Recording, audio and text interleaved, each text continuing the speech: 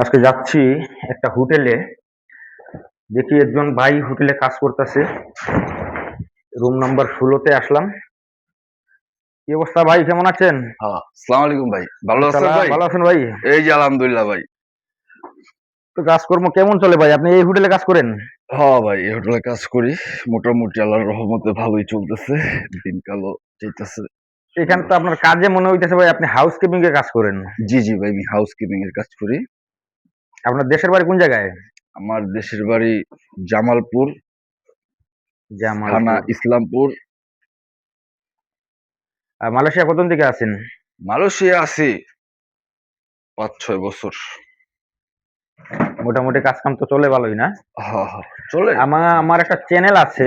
তো আমাকে অনেকে মানে আমার দর্শক যারা আছে অনেকে মনে করেন জানতে চাইছে যে হোটেলের হাউসকিপিং এর কাজটা কিরকম। এই হিসাবে মনে করেন আমি আজকে আসছি আপনাদের এই কাজটা দেখার জন্য, বা আপনার সাথেও যোগাযোগ হইলো, দেখা হইলো, আপনার সাথে একটু কথা বললাম, এটাই ভালো লাগলো। তো এখানে স্যালারি কেমন পান আপনি? স্যালারি বলতে গেলে মোটামুটি পাই, চলে দিনকাল। স্যালারি আপনার ২২০০ টাকা স্যালারি। সপ্তাহে 2200 টাকা স্যালারি? সপ্তাহে ৪ টা ছুটি আছে। সপ্তাহে একদিন ছুটি? হ্যাঁ, আহ, সপ্তাহে ১ দিন ছুটি আছে। আর মাসে 26 দিন মনে হয়, না আরো বেশি? এরকমই। আর যদি যে সপ্তাহে আপনার ছুটি আছে, সে সপ্তাহে যদি আপনি ডিউটি করেন, ওই হিসাবে আপনার কোম্পানি একটা সুন্দর মতন একটা হাজিরা দিয়ে মানে দিবে। ওই ওভার টাইম যেটা? হ্যাঁ, হ্যাঁ, ওভারটাইম যেটাকে বলে ওভারটাইম, ওটা দিয়ে দিবে। তো এখানে এই যে আপনারা যে বেড করেন বা ইয়ে করেন, একটা রুমের ভিতরে কি সম্পূর্ণ সবগুলাই কি ক্লিন করতে হয়? হ্যাঁ, হ্যাঁ, A to Z, A to সম্পূর্ণ Z ক্লিন করতে হয়? সবকিছু ক্লিন মানে একটা করতে হয়। গেস্ট আইসা যে নতুন ভাবে রুমে ঢুকবে তারে এই উপযুক্ত করে রুমটা দিতে হয়, তাই না? জি, জি, জি। একবার নিউ একটা রুম দিতে হয়। মানে রুমের ভিতরে কোনো ব্যাড স্মেল, কোনো কিছু থাকা যায় না? পোকামাকড়, হাবিজাবি মানে যাবতীয় যা আছে, মানে টোটালি এক ধরনের একটা নতুন জিনিস, মানে নতুন একটা বিছনা তৈরি হবে। যে বিছনাটা দেখলে জানি গেস্ট বুঝতে পারে যে না, হ্যাঁ, এটা একটা ইনটেক বেড। যদি দর্শক মন্ডলী, আপনারা যারা দেখতেছেন, এটা একটা হোটেল। আমার একজন বন্ধু মানুষ, উনি এই হোটেলে থাকে, হোটেলের রিসিপশনে উনি আছে। তো এই হিসাবে আজকে এমনি ঘুরতে আসছিলাম, এই বুকিট বিন্তানে ঘুরতে আসছিলাম। তো এই সুবাদে ভাবলাম যে এই উনাদের যে হাউসকিপিং এর কাজ করে যে ভাই, উনার সাথেও একটু কথা বলি, বা আপনাদেরকে সরাসরি এই বিষয়টা নিয়ে একটু যদি দেখাই। অনেকের মনে প্রশ্ন, যে প্রশ্নটা আছে কিন্তু আজকে আপনাদের প্রশ্নে আর কাজে কিন্তু আপনারা সরাসরি দেখবেন এবং আপনাদের প্রশ্ন নিজের থেকেই আনসার পেয়ে যাবেন, ভিডিওর মাধ্যমে আপনারা আনসার পেয়ে যাবেন। তো এই হিসেবেই আজকে আসা। তো যারা আমার চ্যানেলে নতুন, আহ, চেষ্টা করবেন চ্যানেলটা সাবস্ক্রাইব করে রাখার জন্য, কারণ মালয়েশিয়া সংক্রান্ত প্রতিনিয়ত আপডেট কিন্তু আমাদের চ্যানেল কুয়ালালামপুর থেকে প্রচারিত হয়। তো এই জন্যই চ্যানেলটা সাবস্ক্রাইব করে রাখবেন। আর আপনাদের যদি হাউসকিপিং বিষয়ে কারো কোনো প্রশ্ন থাকে অবশ্যই কমেন্ট করবেন, আমি চেষ্টা করব আপনাদের কমেন্টের আনসার দেওয়ার জন্য। যাই হোক, তো আচ্ছা ভাই, এখানে হ্যাঁ, আপনারা যে ক্লিন করেন, জি, জি, জি। প্রতিদিন কটা রুম ক্লিন করেন? প্রত্যেকদিন দেখা গেছে আপনার ২২ টা রুমও হয়, কোনো সময় দেখা গেছে আপনার ১৫ টা হয়, আর কোনো সময় মানে দেখা গেছে হোটেলের বিজির উপরে বিজনেস নির্ভর উপরে করে? এটা নির্ভর করে। এমন সময় আচ্ছা গেছে, আচ্ছা, কোনো সময় হয় না। কোনো ঠিক আছে? সময় হয় না, সপ্তাহে মোটামুটি 2-3 দিন মনে হয় বিজি থাকে? হ্যাঁ, হ্যাঁ, সপ্তাহে ২-৩ দিন একটু বিজি থাকে। আর বাকি সপ্তাহগুলো একটু ড্যাম, মানে ১০ টা এরকম, ১০ টা ১৫ টা এরকম। তো এমনি এই যে আপনি যে 2200 টাকা করলেন বেতন পান, 2200 টাকা বেতনের পরে কি আপনার এক্সট্রা কোনো টাকা পয়সা আছে নাকি? এটা পাওয়া যায়নি এরকম? এটা এক ধরনের মনে হয়, হ্যাঁ, পাওয়া যায় যদি ফরেনিয়ার, ইউরোপ কান্ট্রি যেসব গেস্ট গুলি আসে, হুম। তারা খুশি হয়ে যদি কিছুটা বকশিশ দেয়। ঠিক আছে? যেমন দেখা গেছে $৫, $১০, তারপরে রিঙ্গিত। তো তার এগুলা তো আর আপনার বসে জিগায় না যে ইয়া কত পাইছো, টিপস কত পাইছো, টিপস এগুলা এদিকে দেও, আমার কাছে দেও, এগুলা তো কোনো না, না, আপনার না, বসে এগুলা না, কয় না? না। বসে এগুলি জিজ্ঞেস করে না। বসে এগুলি এই মূল বকশিস বকশিস যেগুলা পান এগুলা তো আপনারই। জি, যেটা আমি পাই এটা আমাকে উনারা খুশি হয়ে দেয়।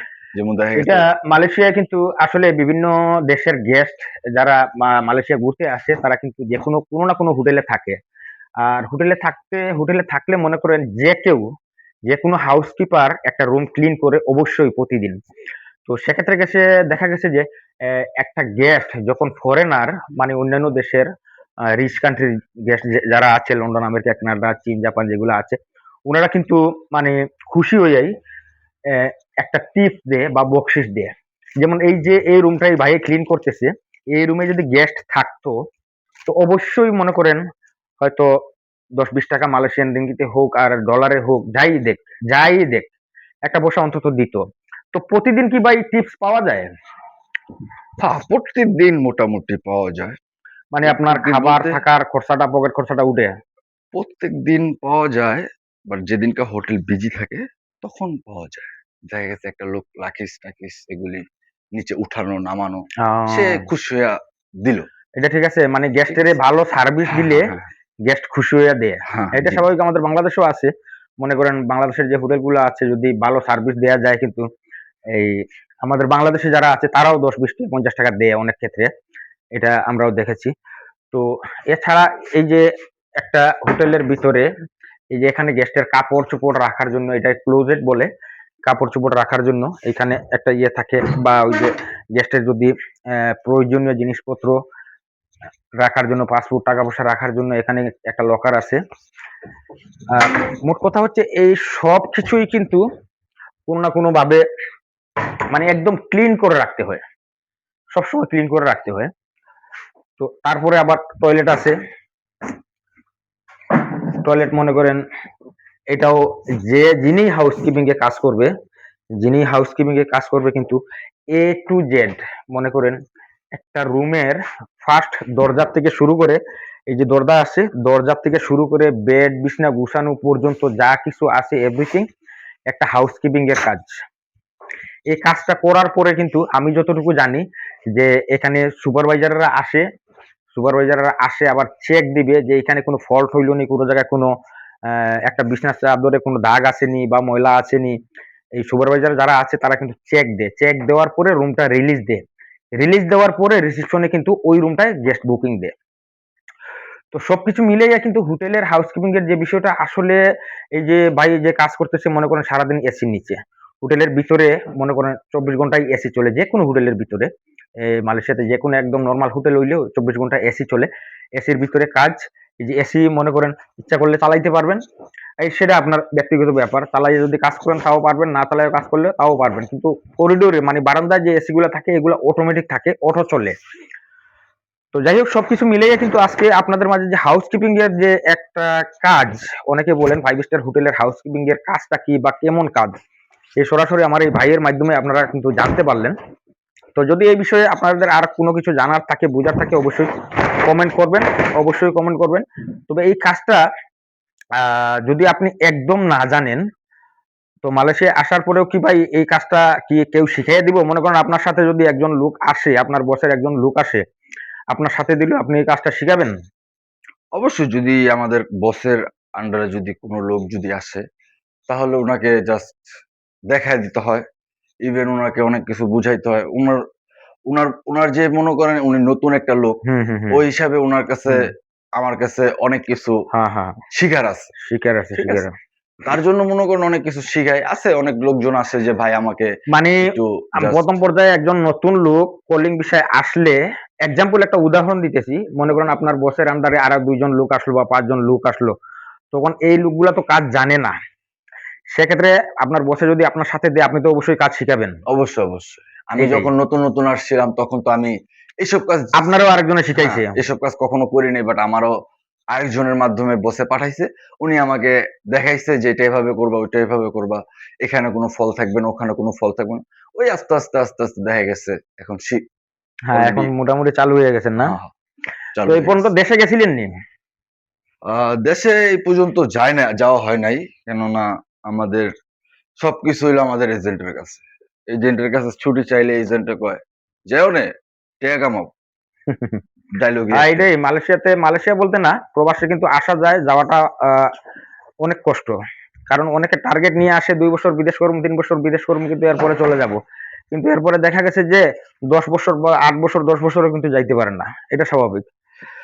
তো যাই হোক ভাই, আপনার সাথে কথা বললাম, আপনার কাজের বিরক্ত করলাম, মনে কিছু নিয়েন না। না, আর আমাদের এই দর্শকদের উদ্দেশ্যে কোনো কিছু বলবেন আপনি, কি বলবো, দর্শক সবাই, যারা কলিঙ্গে আসতে চাচ্ছে মালয়েশিয়া, তাদের উদ্দেশ্যে কি কোনো কিছু বলার আছে আপনার? হ্যাঁ, যারা বিদেশে আসবেন তারা অনেক কিছু চিন্তা ভাবনা করে তারপরে আসলে সবচেয়ে ভালো হয়। ঠিক আছে? যেকোনো কাজ, হাতের যেকোনো কাজ শিখে আসলে সবচেয়ে বেটার। ওই হুম, হুম, আপনি হুম। কাজ জানেন না, কোনো কিছু জানেন না, শুধু ফ্যামিলির আত্মীয়-স্বজনের টাকাগুলি বেহেস্তে যাবো। হ্যাঁ, ৫ হ্যাঁ, লাখ হ্যাঁ, ৬ ঠিক লাখ আছে। টাকা যাই লাগে মানে ভাইয়া এই বর্তমান, জিনিসটা বুঝাইতে চাইতেছি যে আপনারা যারা আসবেন, যেকোনো একটা কাজ জেনে শিখে যদি হ্যাঁ, আসেন, তাইলে কিন্তু আপনাদের মানে টাকা কাজে আপনাদের পিছনে দৌড়াবে। আর যদি কাজকর্ম কোনো কিছু না জানেন, সেক্ষেত্রে কিন্তু টাকার পিছনে আপনি দৌড়াইতে হইব। এই জিনিসটাই ভাই বুঝাইতে চাইতেছেন। তো ভাই ভালো থাকবেন, সুস্থ থাকবেন। আপনার সময় নষ্ট করলাম, মনে কিছু নিয়েন না। না, ধন্যবাদ ভাই। আর আ প্রিয় শ্রোতা, দর্শকবৃন্দ, প্রিয় ভিউয়ার্স, আশা করি আজকের ভিডিওর প্রতি আপনাদের যে মনোভাব, আপনাদের যে প্রশ্ন, আশা করি দূর হবে। তো এরপরেও কোনো ধরনের প্রশ্ন থাকলে অবশ্যই জিজ্ঞাসা করবেন, বা আপনারা কোন ধরনের ভিডিও চান আমার কমেন্ট বক্সে জানাতে ভুলবেন না। তবে যারা এখনো চ্যানেলটা সাবস্ক্রাইব করেন নাই, চ্যানেলটা সাবস্ক্রাইব করে রাখবেন, এবং আপনাদের জন্য ভিডিওটা উপহার দেওয়ার জন্য অবশ্যই একটা লাইক করবেন। সবাই ভালো থাকবেন, সুস্থ থাকবেন। আল্লাহ হাফেজ। আসসালামু আলাইকুম।